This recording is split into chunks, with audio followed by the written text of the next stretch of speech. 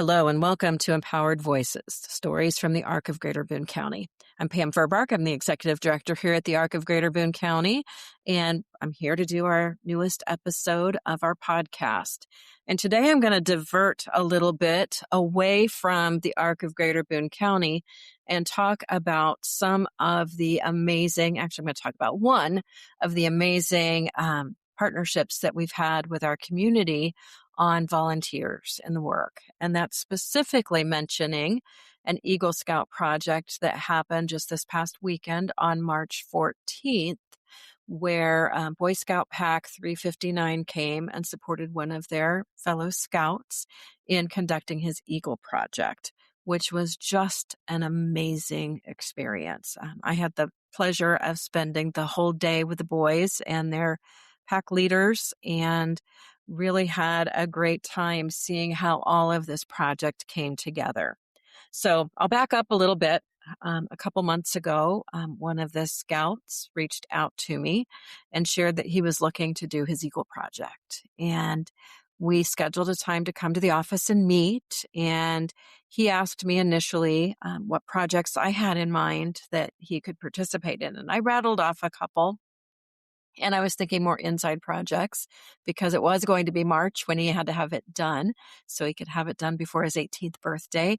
But as we talked about those, he's like, oh, yeah, those are okay. But do you care if I share the project I had in mind? He didn't get real excited about the idea of painting or helping to pull up some old carpeting or projects like that. It's like, so I've been driving by and, I live close and we drive past the garden all the time. And we've seen all the things that have happened at the Sensory Garden. And what I'd really love to do is do something to make the Sensory Garden even better.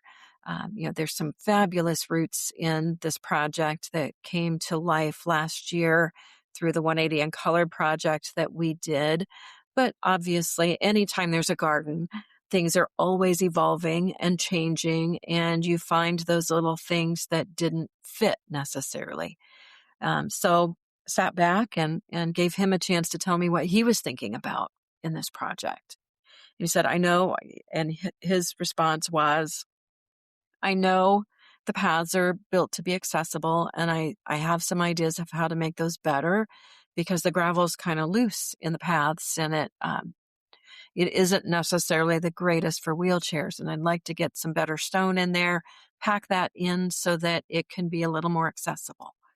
Then he brought up mulch and the fact that he thought, we've got some mulch in the garden, but it could use some more just to spiffy it up and make it look better. And then he also said, I'd love to build something, build a structure in the garden to make that work. And we brainstormed a little bit on that. And one of the things we talked about was doing a PVC pipe musical instrument or instruments of some kind. So he took that idea and ran with it. We pulled up a couple pictures online to show him and to give him some ideas of what it might look like. And he put it all together.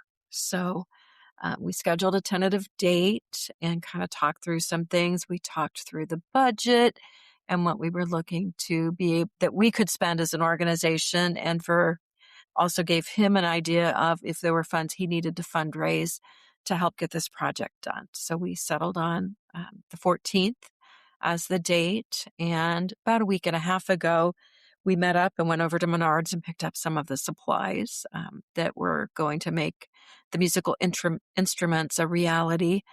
And he was still working with others in his troop, particularly the pack leaders, to figure out how they were going to get the rest of the things in. And they pulled up Saturday. So I met them at about 9:00 Saturday morning. And they pulled up and they're like, great news. You're not going to have to pay for anything else. We got it all donated. And I'll share the donors in a little bit. And what they ended up getting donated was 12 yards of mulch, which covered about 90% of the mulching that we needed done. They got the crushed stone that was compactable donated. They got the equipment that made it all possible. So they also got I think it's called a dingo, but it's a small stand-up skid steer. And they got that also donated to be able to help get everything in. And then they came in with their rakes and stampers and all the other tools that were needed to make this happen. Um, and the kids they started out in the morning with a mulch because that was their first. And then once the stone got in place, they started bringing that and getting that distributed all over the place and packed in. They helped us clear out another little dirt pile and some of the mulch that we had left over from last year that Zionsville Parks had helped us with. And they got everything rolling. And then they spent the afternoon part of the session after we had some pizza in building the two marimbas. And there's one that is a long one it's not completely pitched, but you can get Mary Had a Little Lamb and a minor key beat out on it. They got the ones that's more of a stand-up that's set so it's accessible to a person in a wheelchair done. And then they did another one that they called a spaghetti instrument. And you can either smack it with a silicone paddle, which I still have to pick up, but we'll have those hopefully this week in place. Or kids or adults, either one, can make noises into it and it echoes out through the PVC pipe tubing, which was really fun. They had a great time with that.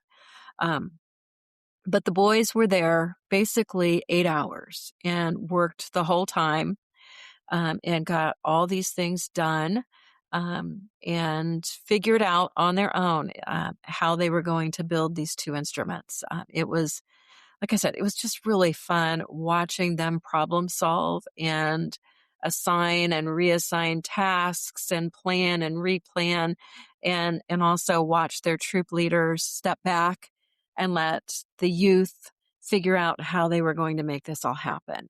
So by the end of the day, we had remulched the entire garden. We have a newly packed, very tightly packed, I should add, path. They also, because many of the clients that we work here at the Arc of Greater Boone County, many of the people we support actually come into the garden from the side from the parking lot. We realized we were kind of creating an unofficial path into it. So they also built an additional path into the garden. And then they built the two musical instruments that will be out there and available for anybody at any point in time. But I will just say it was so inspiring seeing youth working so hard to see something come to reality. Also, the fun was the kids during lunch, they asked for me to review a little bit about what we do here at the Arc of Greater Boone County. So it was a chance to educate them a little bit more on what we do. And it was a great chance for people walking in the neighborhood to stop by. And we had a few neighbors just stop in and ask what was going on and what the kids were doing and how you got a group of youth, especially teenagers, to get up on a Saturday morning and work. They were pretty amazed and impressed with what they got done. But man, if you ever want to see a group of youth get a lot of work done, come see a Boy Scout troop or a Girl Scout troop at work on a weekend, and they can really get some amazing things done. I also said, though, I did want to shout out to, in addition to Boy Scout Troop number 359 in Lebanon, who came in and contributed all the labor. GCI out of Zionsville did the stone.